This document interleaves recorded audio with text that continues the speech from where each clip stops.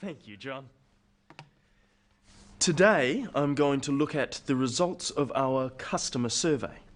First, I'll go through the survey questions, then summarise the results, and finally, I'll outline the conclusions. After that, there'll be time for questions and discussion. So, let's start with the survey questions. Turning to the results, as you can see from the diagram, most people decided what to buy when they saw the product at the showroom. About 1/3 made their decision based on what the salesperson said.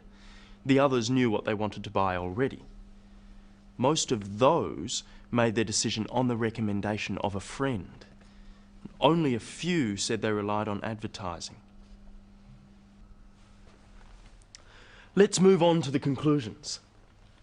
The first one is that it's very important that salespeople on the floor know about our products. Another is that after-sales service is critical. People who experience good after-sales service are more likely to recommend a brand. And finally, advertising. It's expensive, so we need to make sure we're getting results.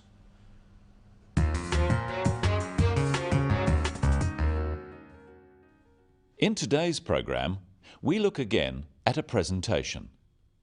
Tan is presenting the results of a survey. Let's see how he does it. How does Tan start his presentation? Today, I'm going to look at the results of our customer survey. When giving a presentation, it's important to state clearly what you are going to talk about at the beginning. What is your topic? For this, Tan uses the future tense, I'm going to. He could also have said, I will.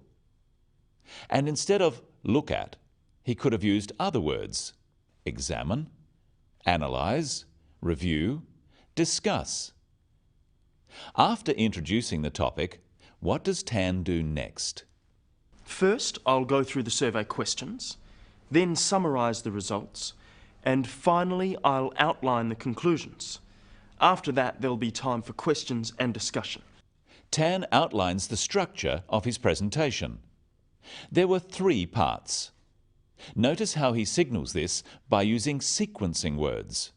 First, then, and finally. The structure of his talk is introduction, then part 1, survey questions, part 2, survey results, part 3, survey conclusions. There's one more sequencing signal in his introduction.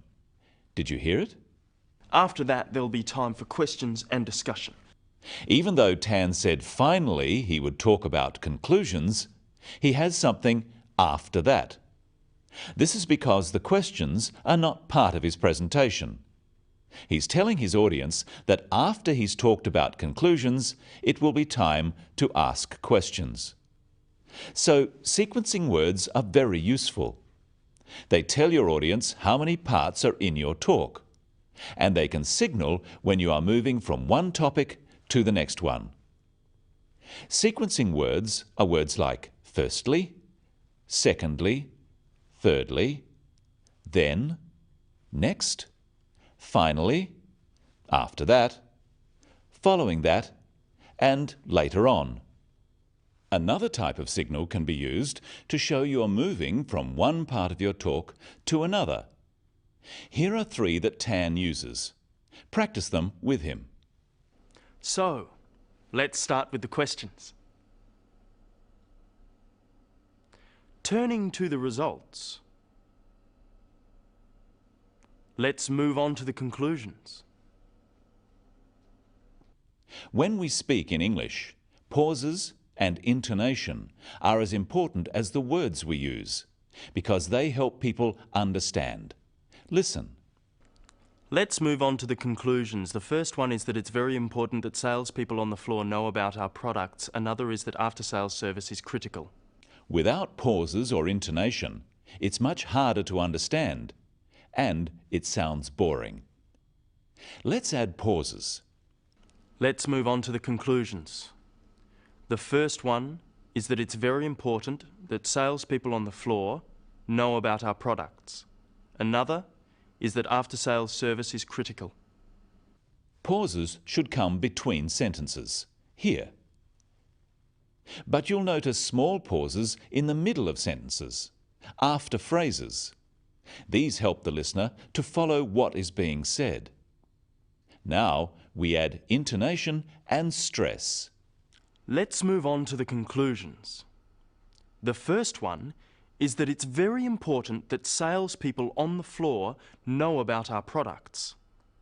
Another is that after-sales service is critical. Intonation is the way we pronounce sentences. Note the downward intonation at the end of sentences. Let's move on to the conclusions. About our products. After-sales service is critical.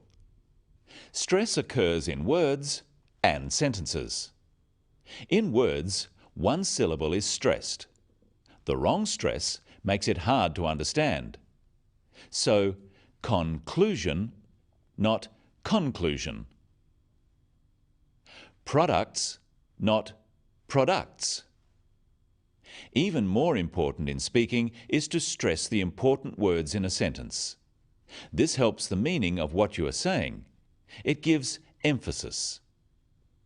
So Tan says, let's move on to the conclusions. Stressing conclusions because it's the key word in this sentence. The other words stressed are the key words for understanding. Let's listen to Tan once more, noting the pauses, intonation, word and sentence stress. Let's move on to the conclusions. The first one is that it's very important that salespeople on the floor know about our products. Another is that after-sales service is critical. Let's look at the diagram and how we can describe numbers or statistics. First, Tan says most people decided what to buy at the showroom. Because more people decided at the showroom than at home, we can say most, the majority, or over half. To describe people deciding at home, which is less than 50%, we could say a minority or less than half. Looking at the reasons for decisions, we are comparing 4 groups of people. We can use descriptive words such as many, some, a few. And we can say the greatest number or the highest percentage. The greatest number of people went by the salesperson's recommendation. We could say only a few relied on advertising. And we can use words like approximately, about, nearly, over and under. Approximately 1/3, about a quarter, over a quarter, under a third. Finally, let's look at Tan's conclusions. The first one is that it's very important that salespeople on the floor know about our products. Another is that after-sales service is critical. People who experience good after-sales service are more likely to recommend a brand. And finally, advertising. It's expensive, so we need to make sure we're getting results. Notice again how Tan uses signals for his conclusions. His audience can clearly hear that there are 3. He says, the first one, another, and finally. Notice also how Tan uses adjectives to make his points. You shouldn't use the same words all the time. What are the adjectives? They are important, critical, and expensive. So to summarize, state your topic, outline the structure of your presentation, use signaling and sequencing words, pay attention to intonation and stress, use descriptive words and adjectives, not just numbers. And in conclusion, that's all today on the Business of English.